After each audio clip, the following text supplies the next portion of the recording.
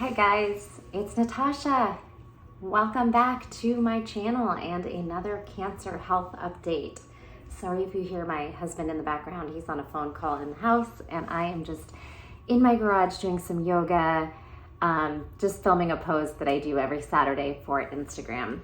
And I had my oncology appointment today, so I thought I'd do a very quick update. I actually don't have a whole lot to say. Everything seems to be going pretty well. I am down to 2 Kisqali pills a day instead of the 3, so 400 milligrams. And I have done 2 complete weeks. I have 1 more week and then I get a break week.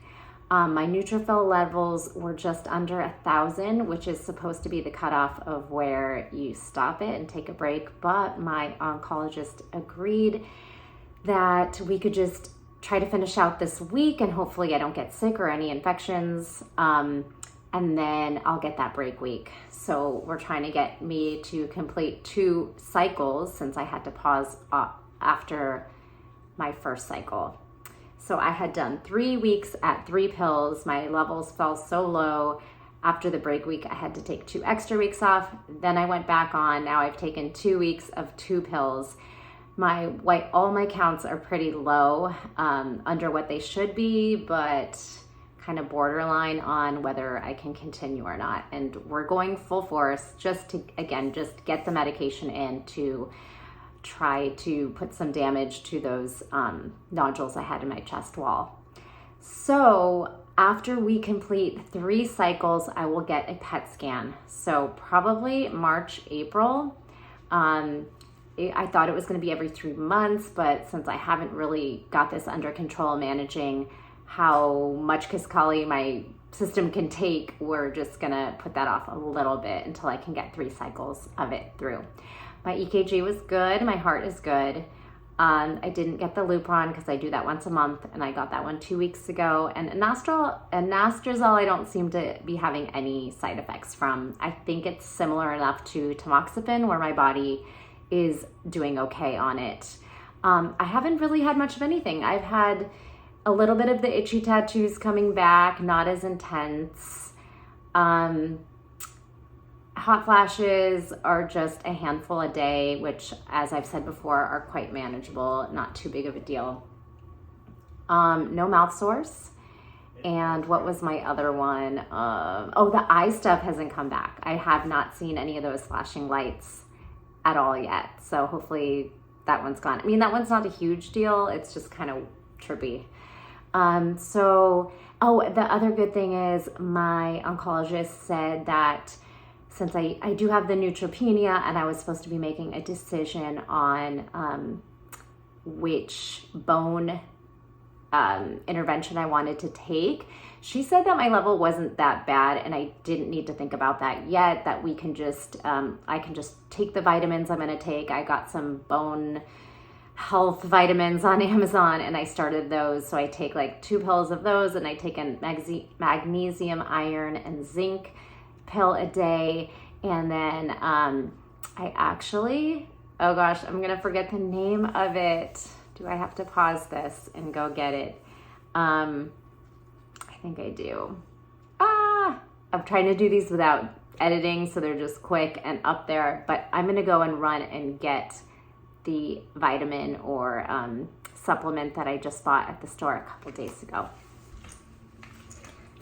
Okay, so this is the bone supplement health I'm doing. It's Plant Calcium Bone Strength.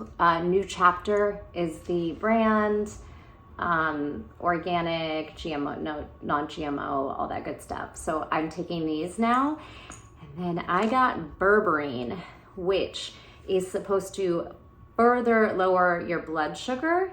So along with my ketogenic diet, I'm taking 1 berberine tablet, 500 milligrams, vegetarian capsules, 1 a day to kind of sweep up the extra glucose that your body makes. And yeah, so my body hopefully is just being fueled on ketones that my kidney makes. And I test for my ketones every day, as I've mentioned before. And they kind of go up and down, but I'm always in ketosis, but the levels will vary depending on how well I'm doing that day. I did eat out of the house 2 days. We went to a dinner at a friend's house, and then we went out to dinner at a restaurant, which I just got salmon and broccoli. I don't know where something went a little off, but my levels were quite low on the, I was gonna show you that too, wasn't I? I'm gonna grab that one too. All right, I'm running in and out, but I will edit this a little bit. All right, so this is my Keto Mojo. It is urine test strips that I pee on every morning, and then back here shows, let's see, your ketone measurements. So earlier in the week, I was kind of just hovering around here, and I've got myself back up to about here. The highest I've ever gotten is somewhere like in here. I've never done that, and I imagine to be up here is probably a carnivore diet where you really just don't eat any carbs, and I definitely get some in even just the vegetables, the egg, tiny bits in certain foods. I don't count everything. I just look at everything, and if it's under like 4 carbs, I consider that okay. And I try to just keep my meals somewhere maybe around 10 or less carbs. I eat a smaller breakfast, a big lunch, and then something before my cutoff time of 4 p.m. So I'm eating like 8 to 4, fasting 4 to 8. Eating 8 hours, fasting 16 hours. And I'm still feeling great. My energy levels are up. And yeah, working out. I wouldn't even know I had cancer if I wasn't told. The only time that it was affecting me is when I had the pleural effusion and the cough. And I felt that little shortness of breath and just knew something wasn't quite right. And once they drained my effusion with, it's called a thoracentesis, once that was drained, I have felt really good. And once I went on the ketogenic diet, I have felt awesome. I'm down to my goal weight. I am like putting on muscle. I'm trying to like up my weights a little bit and just challenge myself. And that's pretty much it. So I'm not going to do anything about the bone, me being in osteopenia yet. I also did mention that someone in my comments last time said that perhaps when you are a smaller size person, you are maybe being compared to a regular person's size, and the bone density test could be off. And which my husband and I think there might be something to that, because when he was looking at a Reddit forum, and all these women were saying that they have osteopenia, and they were all saying that they were like very petite, 5 foot, under 5 foot, 5'1", which is me.